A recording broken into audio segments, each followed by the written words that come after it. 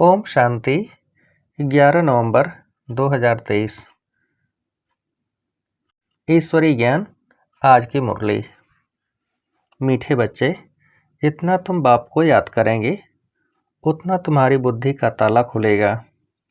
जिन्हें घड़ी घड़ी बाप की याद भूल जाती है वह हैं अनलकी बच्चे। प्रश्न: खाता जमा करने का आधार क्या है? सबसे बड़ी कमाई किसमें है? उत्तर: खाता जमा होता है दान करने से। जितना तुम दूसरों को बाप का परिचय देंगे उतना आमदनी वृद्धि को पाती जाएगी। मुरली से तुम्हारी बहुत बड़ी कमाई होती है। यह मुरली सांवरे से गोरा बनाने वाली है। मुरली में ही खुदाई जादू है। मुरली से ही तुम माला माल बनते हो। गीत। हमें उन राहों पर चलना है। ओम शांति। रूहानी बाप समझा रहे हैं बच्चों को कि बच्चे गिरना और संभलना है। घड़ी घड़ी बाप को भूलते हो अर्थात गिरते हो। याद करते हो तो संभलते हो। माया बाप की याद भुलवा देती है क्योंकि नई बात है ना। ऐसे तो कोई बाप को कभी भूलते नहीं। स्त्री कभी अपने पति को भूलती नहीं। सगाई हुई और बुद्धि योग लटका। भूलने की बात नहीं होती। पति पति है, बाप बाप है। अब यह तो है निराकार बाप जिसको साजन भी कहते हैं। सजनी कहा जाता है भक्तों को। इस समय सब हैं भक्त। भगवान एक है। भक्तों को सजनिया, भगवान को साजन या भक्तों को बालक, भगवान को बाप कहा जाता है। अब पतियों का पति व पिताओं का पिता वह एक है। हर एक आत्मा का बाप परमात्मा तो है ही। वह लौकिक बाप हर एक का अलग अलग है। यह पारलौकिक परम पिता सभी आत्माओं का बाप एक ही गॉड फादर है। उनका नाम है शिव बाबा। सिर्फ गॉड फादर माउंट आबू लिखने से बताओ चिट्ठी पहुँचेगी? नाम तो लिखना पड़े ना। यह तो बेहद का बाप है। उनका नाम है शिव। शिव काशी कहते हैं ना। वहाँ शिव का मंदिर है। जरूर वहाँ भी गए होंगे। दिखाते हैं ना, राम यहाँ गया, वहाँ गया, गांधी यहाँ गया। तो बरोबर शिव बाबा का भी चित्र है, परंतु वह तो है निराकार। उनको फादर कहा जाता है और किसको सबका फादर कह नहीं सकते। ब्रह्मा विष्णु शंकर का भी वह फादर है। उनका नाम है शिव। काशी में भी मंदिर है, उज्जैन में भी शिव का मंदिर है। इतने मंदिर क्यों बने हैं कोई भी नहीं जानते। जैसे लक्ष्मी नारायण की पूजा करते हैं, कहते हैं यह स्वर्ग के मालिक थे, परंतु स्वर्ग कब था, यह मालिक कैसे बने, यह कोई नहीं जानते। पुजारी जिसकी पूजा करे उनके ही ऑक्यूपेशन को न जाने तो इसको अंधश्रद्धा कहा जाएगा। यहाँ भी बाबा कहते हैं, परंतु पूरा परिचय नहीं है। माता पिता को जानते नहीं। लक्ष्मी नारायण के पुजारी पूजा करते हैं, शिव के मंदिर में जाकर महिमा करते हैं, गाते हैं तो माता पिता, परंतु वह कैसे माता पिता है, कब बने थे, कुछ भी नहीं जानते। भारतवासी ही बिल्कुल नहीं जानते। क्रिश्चियन बौद्धी आदि अपने क्राइस्ट को, बुद्ध को याद करते हैं। झट उनकी बायोग्राफी को बताएंगे, क्राइस्ट फलाने समय पर क्रिश्चियन धर्म की स्थापना करने आया था। भारतवासी किसको भी पूछते हैं उनको पता नहीं है कि यह कौन है। न शिव को, न ब्रह्मा विष्णु शंकर को, न जगत अम्बा जगत पिता को, न लक्ष्मी नारायण को जानते। सिर्फ पूजा करते रहते हैं। उन्हों की बायोग्राफी क्या है कुछ भी नहीं जानते। बाप आत्माओं को बैठ समझाते हैं, तुम जब स्वर्ग में थे तो तुम्हारी आत्मा और शरीर दोनों पवित्र थे। तुम राज्य करते थे। तुम जानते हो बरोबर हम राज्य करते थे। हमने पुनर्जन्म लिए, 84 जन्म भोगते भोगते बादशाही गंवा दी। गोरे से काले बन गए हैं। सुंदर थे, अब श्याम बन गए हैं। आजकल नारायण को भी सांवरा दिखाते हैं तो सिद्ध होता है वही श्री कृष्ण श्री नारायण था, परंतु इन बातों को बिल्कुल समझते नहीं। यादव हैं मूसल इन्वेंट करने वाले और कौरव पांडव भाई भाई थे। वह आसुरी भाई और यह दैवी भाई थे। यह भी आसुरी थे, इन्हों को बाप ने ऊंच बनाकर दैवी भाई बनाया है। दोनों भाइयों का क्या हुआ? बरोबर पांडवों की जीत हुई, कौरव विनाश हो गए। यहाँ बैठे हुए भी भल मम्मा बाबा कहते हैं, परंतु जानते नहीं हैं। बाप की श्रीमत पर नहीं चलते हैं। जानते नहीं हैं कि बाबा हमको राजयोग सिखला रहे हैं। निश्चय नहीं रहता। देह अभिमानी होने कारण देह के मित्र संबंधियों आदि को याद करते हैं।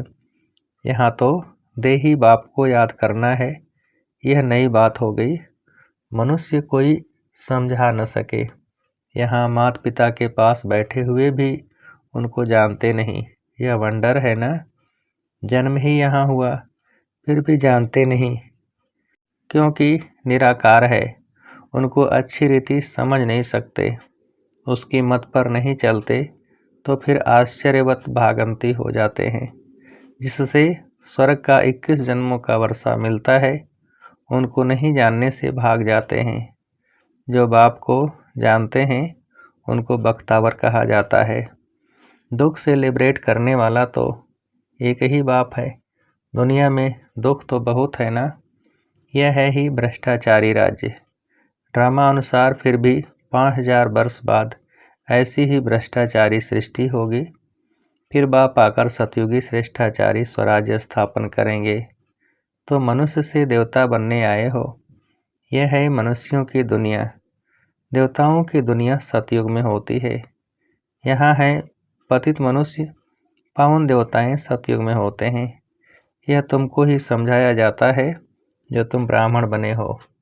जो ब्राह्मण बनते जाएंगे उनको समझाते जाएंगे। सब तो ब्राह्मण नहीं बनेंगे। जो ब्राह्मण बनते हैं वही फिर देवता बनेंगे। ब्राह्मण न बना तो देवता बन न सके। बाबा मम्मा कहा तो ब्राह्मण कुल में आया। फिर है सारा पढ़ाई के पुरुषार्थ पर मदार। यह किंगडम स्थापन हो रही है और इब्राहिम बुद्ध आदि कोई किंगडम स्थापन नहीं करते हैं। क्राइस्ट अकेला आया, किसी में प्रवेश कर क्रिश्चियन धर्म स्थापन किया। फिर जो क्रिश्चियन धर्म की आत्माएं ऊपर में हैं वह आती रहती हैं। अभी सब क्रिश्चियंस की आत्माएं यहाँ हैं। अभी अंत में सबको वापस जाना है। बाप सभी का गाइड बन सबको दुख से लिबरेट करते हैं। बाप ही है सारी ह्यूमैनिटी का लिबरेटर और गाइड। सब आत्माओं को वापस ले जाएंगे। आत्मा पतित होने कारण वापस जा नहीं सकती। निराकारी दुनिया तो पावन है ना। अभी यह साकारी सृष्टि पतित है। अब इन सबको पावन कौन बनाए जो निराकारी दुनिया में जा सके। इसलिए बुलाते हैं, ओ गॉड फादर आओ। गॉड फादर आकर बतलाते हैं कि मैं एक ही बार आता हूँ। जब सारी दुनिया भ्रष्टाचारी बन जाती है, कितनी गोलियाँ बारूद आदि बनाते रहते हैं एक दो को मारने के लिए। एक तो बम्स बना रहे हैं, दूसरे फिर नेचुरल कैलेमिटीज, फ्लड्स, अर्थक्वेक आदि होंगी। बिजली चमकेगी, बीमार पड़ जाएंगे, क्योंकि खाद तो बननी ही है ना। गंध की ही खाद बनती है ना। तो इस सारी सृष्टि को खाद चाहिए जो फिर फर्स्ट क्लास उत्पत्ति हो। सतयुग में सिर्फ भारत ही था। अब इतनी सबका विनाश होना है। बाप कहते हैं, मैं आकर दैवी राजधानी स्थापन करता हूँ और सब खत्म हो जाएंगे। बाकी तुम स्वर्ग में जाएंगे। स्वर्ग को तो सब याद करते हैं ना। परंतु स्वर्ग कहाँ किसको जाता है यह कोई को पता नहीं। कोई भी मरेगा कहेंगे स्वर्गवासी हुआ। अरे कलयुग में जो मरेंगे तो जरूर पुनर्जन्म कलयुग में ही लेंगे ना। इतना भी अक्ल कोई में नहीं है। डॉक्टर ऑफ फिलॉसफी आदि नाम रखाते हैं, समझते कुछ नहीं। मनुष्य मंदिर में रहने वाले थे, वह है क्षीर सागर, यह है विषय सागर। यह सब बातें बाप ही समझाते हैं। पढ़ाएंगे तो मनुष्यों को, जानवर को तो नहीं पढ़ाएंगे। बाप समझाते हैं यह ड्रामा बना हुआ है। जैसा साहूकार मनुष्य वैसा फर्नीचर होगा। गरीब के पास ठिक्कर ठोबर होगा, साहूकार के पास तो इतने वैभव होंगे। तुम सतयुग में साहूकार बनते हो तो तुम्हारे हीरे जवाहरों के महल होते हैं। वहाँ पर कोई गंदगी आदि नहीं होती, बांस नहीं होती। यहाँ तो बांस होती है, इसलिए अगरबत्ती आदि जगाई जाती है। वहाँ तो फूलों आदि में नेचुरल खुशबू रहती है, अगरबत्ती जलाने की दरकार नहीं पड़ती। उनको हेवन कहा जाता है। बाप हेवन का मालिक बनाने के लिए पढ़ाते हैं। देखो कैसे साधारण है। ऐसे बाप को याद करना भी भूल जाते हैं। निश्चय पूरा नहीं तो भूल जाते हैं। जिससे स्वर्ग का वर्षा मिलता है, ऐसे माता पिता को भूल जाना कैसी बदकिस्मती है। बाप आकर ऊंच से ऊंच बनाते हैं। ऐसे माता पिता की मत पर न चले तो 100% मोस्ट अनलकी कहेंगे। नंबरवार तो होंगे ना। कहाँ पढ़ाई से विश्व का मालिक बनना, कहाँ नौकर चाकर बनना। तुम समझ सकते हो हम कहाँ तक पढ़ते हैं। वहाँ सिर्फ धर्म पिताए आते हैं धर्म स्थापन करने। यहाँ माता पिता है क्योंकि प्रवृत्ति मार्ग है ना। पवित्र प्रवृत्ति मार्ग था, अभी है अपवित्र प्रवृत्ति मार्ग। लक्ष्मी नारायण पवित्र थे तो उन्हों की संतान भी पवित्र थी। तुम जानते हो हम क्या बनेंगे। माता पिता कितना ऊंच बनाते हैं तो फॉलो करना चाहिए ना। भारत को ही मदर फादर कंट्री कहा जाता है। सतयुग में सब पवित्र थे, यहाँ पतित हैं। कितना अच्छी रीति समझाया जाता है, परंतु बाप को याद नहीं करते तो बुद्धि का ताला बंद हो जाता है। सुनते सुनते पढ़ाई छोड़ देते हैं तो ताला एकदम बंद हो जाता है। स्कूल में भी नंबरवार हैं। पत्थर बुद्धि और पारस बुद्धि कहा जाता है। पत्थर बुद्धि कुछ भी समझते नहीं, सारे दिन में 5 मिनट भी बाप को याद नहीं करते। 5 मिनट याद करेंगे तो इतना ही ताला खुलेगा, जास्ती याद करेंगे तो अच्छी रीति ताला खुल जाएगा। सारा मदार याद पर है। कोई कोई बच्चे बाबा को पत्र लिखते हैं, प्रिय बाबा व प्रिय दादा। अब सिर्फ प्रिय दादा पोस्ट में चिट्ठी डालो तो मिलेगी, नाम तो चाहिए ना। दादा दादियाँ तो दुनिया में बहुत हैं। अच्छा आज दीपावली है, दीपावली पर नया खाता रखते हैं। तुम सच्चे सच्चे ब्राह्मण हो। वह ब्राह्मण लोग व्यापारियों से नया खाता रखाते हैं। तुमको भी अपना नया खाता रखना है, परंतु यह है नई दुनिया के लिए। भक्ति मार्ग का खाता है बेहद घाटे का। तुम बेहद का वर्षा पाते हो, बेहद की सुख शांति पाते हो। यह बेहद की बातें बेहद का बाप बैठ समझाते हैं और बेहद का सुख पाने वाले बच्चे ही यह सब समझ सकते हैं। बाप के पास कोटों में कोई ही आते हैं। चलते चलते कमाई में घाटा पड़ता है तो जो जमा किया है वह भी ना हो जाती है। तुम्हारा खाता वृद्धि को तब पाता है जब कोई को दान देते हो। दान नहीं देते हो तो आमदनी की वृद्धि नहीं होती है।